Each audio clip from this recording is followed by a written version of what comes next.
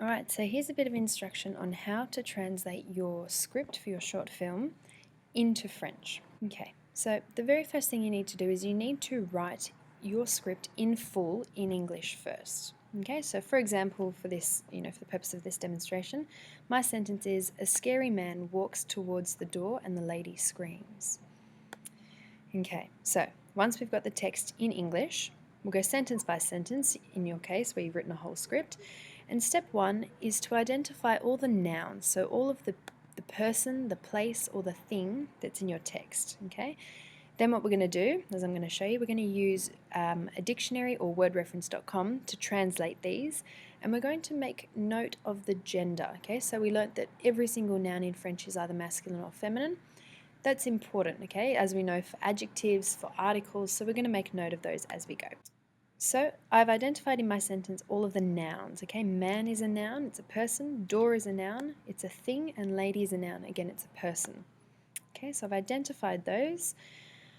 I'm then going to go to wordreference.com, make sure that my dictionary is from English to French, and I'm going to start with the word man, okay? When my results come up, I'm just going to check under the anglais, under the English column, that the meaning is what I want. I want the word man in the sense of an adult male. Okay, so I've checked that, that's all good. I then have a look at what does it mean in French. Okay, so the word there is homme, H-O-M-M-E, and we see next to it N-M, okay, which is noun masculine. I'm going to quickly, while I'm here, check the word for door. I'm going to do the same thing, make sure that it means what I want it to mean. So a noun that means the entry to a room or a building. There's my word, porte, and it's feminine. And lastly, I'm going to check lady as well. A noun that is, a polite way of calling a woman. Yes. Okay, the French is dame, which again is noun feminine. Okay, so I go back to my text. I'm keeping the rest of the stuff in English for the moment, and I'm just translating those nouns. So instead of man, I've put homme, and in brackets after you'll see that I've put an M to remind myself it's masculine. Instead of door, I've put porte, feminine, and lady, I've put dame, which is feminine. Okay. Step one complete.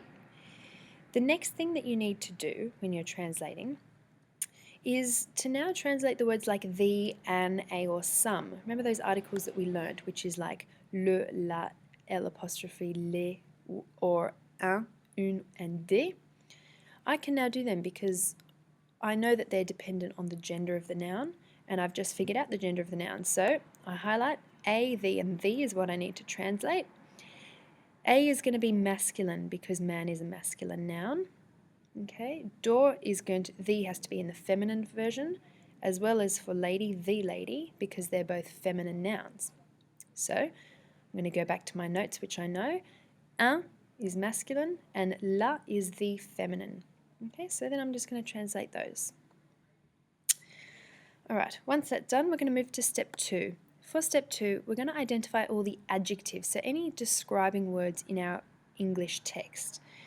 Okay? Once we've identified those, we're going to translate them in the same way, and we're going to remember those rules to make them agree in gender and number. So if we need to add an extra E, or if we need to add an S or an ES, that's what we're going to do now. Okay? We're also going to remember that adjectives in French come after the noun. So when we translate, we're going to have to flip the noun and the adjective around.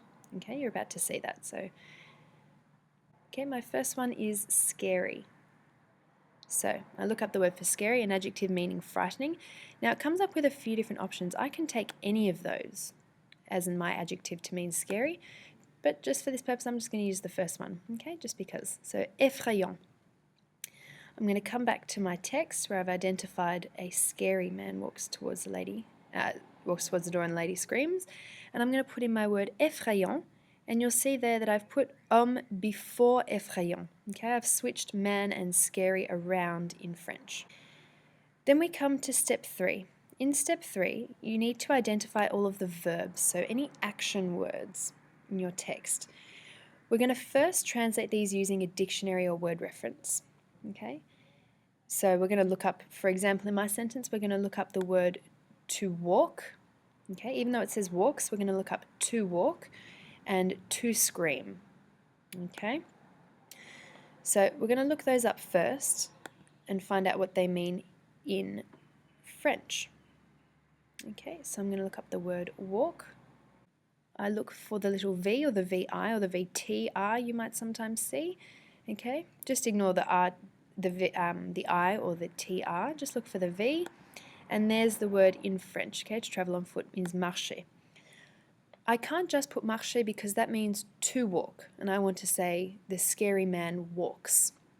So you're going to use the link that I've placed in step 3 to a verb conjugator. Okay, so this does the hard work for you of knowing the rules on how to change the verb. So all I'm going to do is put in the word marcher, which I now know means to walk. I'm going to go to the present tense, okay, because I'm saying that the man is he walks, he's walking at the moment. And because it's he, I'm going to use the il version. So il marche, and there's the verb that I need in the correct form. So I'm going to copy M-A-R-C-H-E. I'm going to then do the same thing with scream. So what does it mean to scream in French?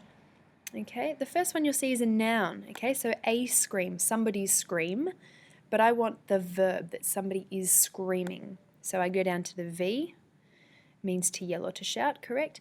Now I can use either crier or hurler. I'm going to use hurler because in brackets there it says it's a stronger meaning, okay, a stronger scream. And that's what I want to convey. So I'm going to take hurler, I'm going to go to the verb conjugator, type in hurler. Now again it's present tense because I'm saying the lady screams, okay, she's screaming at the moment. So I look in the present tense, il and elle, so he and she, are the same, okay?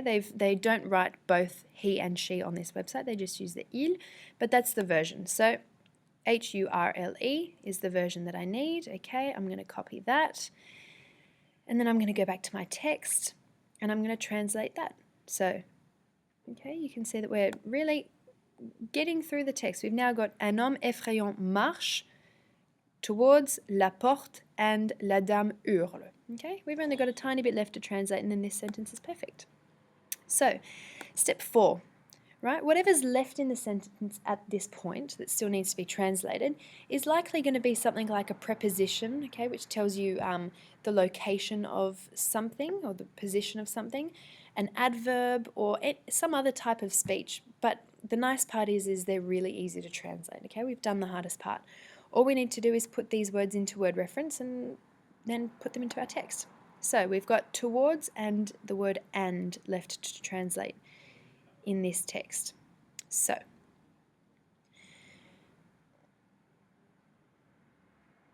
I'm going to go to word reference and I'm going to put in the word towards, okay?